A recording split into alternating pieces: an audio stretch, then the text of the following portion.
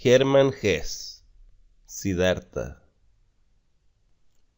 Siddhartha es una novela profundamente filosófica que relata la búsqueda espiritual de un hombre llamado Siddhartha, el cual es un brahman, es decir, una persona que pertenece a la casta sacerdotal de la India. Esta novela se ambienta en la época del Buda. Sin embargo, no debemos confundir ambas figuras. Por un lado está Siddhartha, el protagonista, y por otro está el príncipe de los Sakya Muni, el Buda o despierto, es decir, Gautama. Al inicio de la novela, podemos observar cómo Siddhartha manifiesta un descontento con su tradición, es decir, con el hinduismo. Esta insatisfacción lo lleva a recorrer un camino con un abanico de escenarios que van desde el ascetismo extremo con los samanas a la vida mundana y frívola de la sociedad.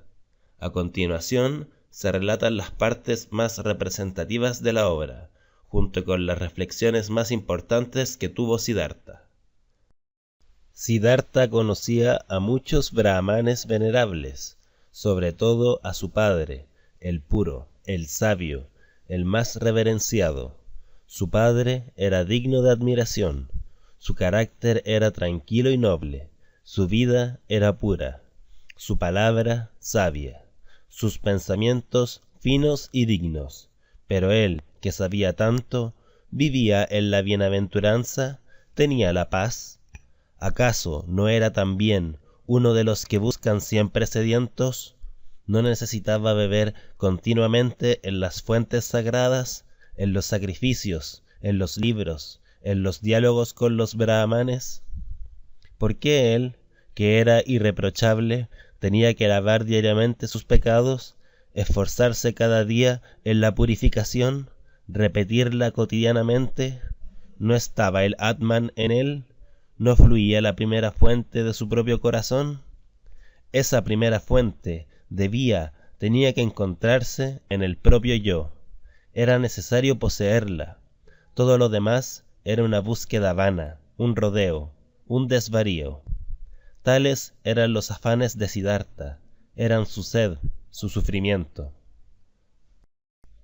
Siddhartha tenía un fin, una meta única. Deseaba quedarse vacío, sin sed, sin deseos, sin sueños, sin alegría ni penas.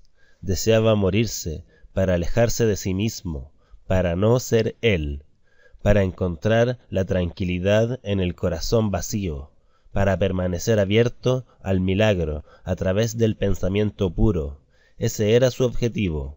Cuando su yo se encontrase vencido y muerto, cuando se callasen todos los vicios y todos los impulsos de su corazón, entonces tendría que despertar lo último, lo más íntimo del ser, lo que ya no es el yo, sino el gran secreto. ¿Qué significa el arte de ensimismarse? ¿Qué es el abandono del cuerpo? ¿Qué representa el ayuno? ¿Qué se pretende al detener la respiración? Se trata solo de huir del yo. Es un breve escaparse del dolor del ser, una breve narcosis contra el dolor y lo absurdo de la vida. La misma huida, la misma breve narcosis encuentra el arriero en la posada, cuando bebe algunas copas de aguardiente de arroz o de leche de coco fermentada. Entonces ya no siente su yo, ya no experimenta los dolores de la vida. En aquel momento ha encontrado una breve narcosis. Dormido sobre su copa de aguardiente de arroz, alcanza lo mismo que Siddhartha y Govinda, después de largos ejercicios, escapar de su cuerpo y permanecer en el no ser. Así sucede, Govinda.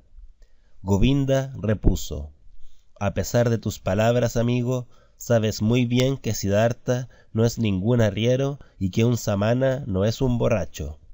Verdad es que el borracho encuentra su narcosis, alcanza una breve huida y un descanso, pero regresa de la vana ilusión y se halla igual. No se ha hecho más sabio, no ha ganado conocimientos, no ha subido ningún peldaño. Una vez Cuando los jóvenes, hacía ya aproximadamente 3 años que vivían con los samanas y habían participado en todos sus ejercicios, les llegó de lejos una noticia, un rumor, una leyenda.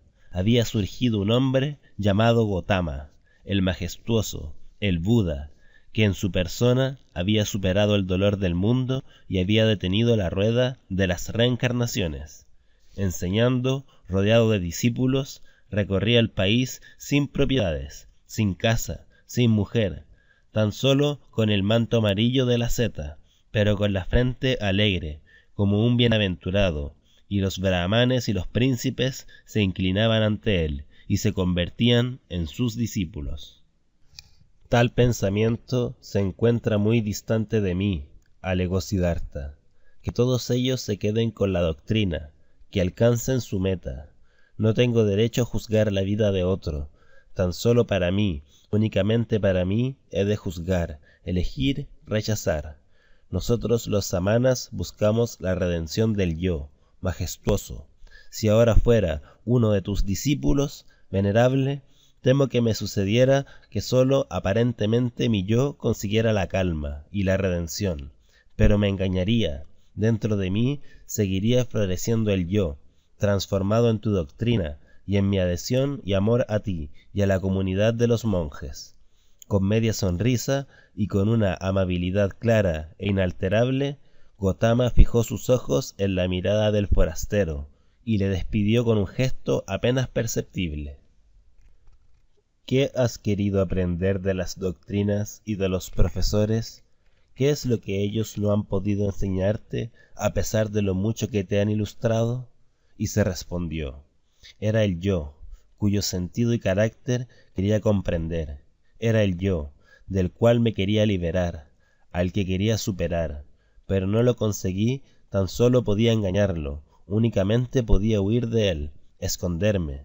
Ciertamente ninguna cosa del mundo me ha obsesionado tanto como mi yo, este enigma de vivir, que soy un individuo separado y aislado de todos los demás, que soy Siddhartha, y de ninguna otra cosa del mundo sé tan poco como de mí, de Siddhartha. Sí, pensó al respirar profundamente, ahora ya no trataré de huir de Siddhartha, ya no quiero dedicar mis reflexiones y mi vida al Atman, y a las penas del mundo. Ya no deseo matarme ni despedazarme para hallar un misterio detrás de las ruinas. Ya no estudiaré el Yoga Veda, ni el Atharva Veda, ni los ascetas, ni cualquier otra doctrina. Quiero aprender de mí mismo, deseo ser mi discípulo, conocerme, interiorizarme en el misterio de Siddhartha.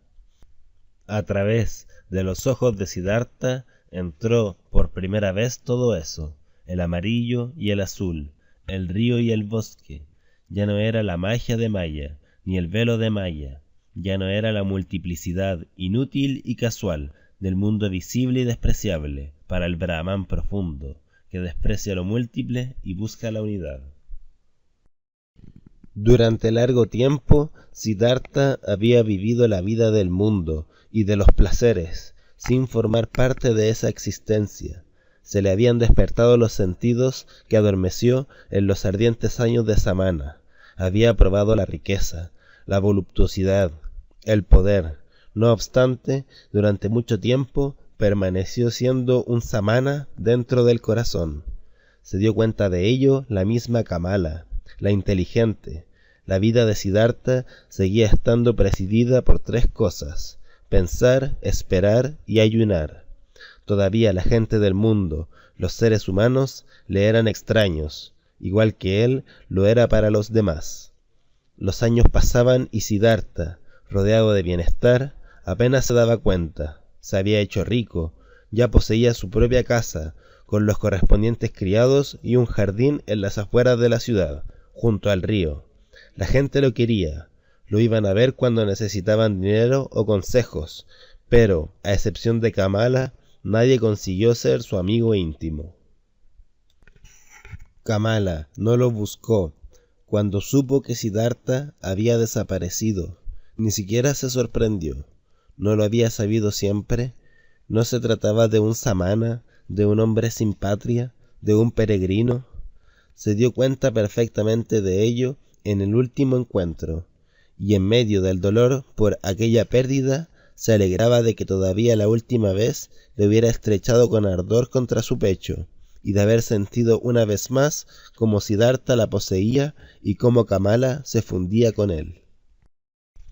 Ahora que por fin me han abandonado todas las cosas pasajeras, ahora que vuelvo a estar bajo el sol, como cuando fui un chiquillo, me doy cuenta de que no sé nada, de que no soy capaz de nada, de que no he aprendido nada.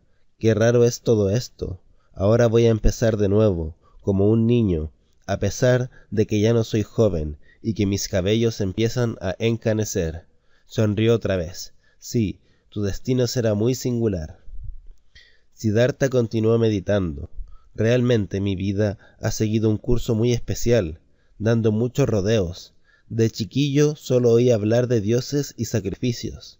De mozo solo me entretenía con ascetas, pensamientos, meditaciones, buscando a Brahma, venerando el eterno Atman. Ya de joven seguí a los ascetas, viví en el bosque, sufrí calor y frío, aprendí a pasar hambre, aprendí a vencer mi cuerpo. Entonces la doctrina del gran Buda me pareció una maravilla. Sentí circular en todo mi interior todo el sabor de la unidad del mundo, como si se tratara de mi propia sangre. No obstante, tuve que alejarme del mismo Buda y del gran saber. Me fui y aprendí el arte del amor con Kamala, el comercio con Kamaswami, amontoné dinero, lo malgasté, aprendí a contentar mi estómago, a lisonjear mis sentidos. Pero ahora, desde que tenía a su hijo, también Siddhartha se había convertido en ser humano. Sufría por una persona ajena, la amaba, y perdido por su amor, se había convertido en un necio. También Siddhartha sentía ahora, por primera vez en su vida, aunque tarde, aquella pasión, la más fuerte y más extraña. Sufría por ella, penaba extraordinariamente, y sin embargo, a la vez experimentaba una felicidad, una renovación, una nueva riqueza. Se daba perfecta cuenta de que ese amor ciego hacia su hijo era una verdadera pasión, algo muy humano, un samsara, una fuente de agua turbia y oscura. A pesar de ello, a la vez sentía que no era vana, que era necesaria y nacía del fondo de su ser. También se tenía que satisfacer aquel placer, también se tenían que probar esos dolores, también se debían cometer esas necedades.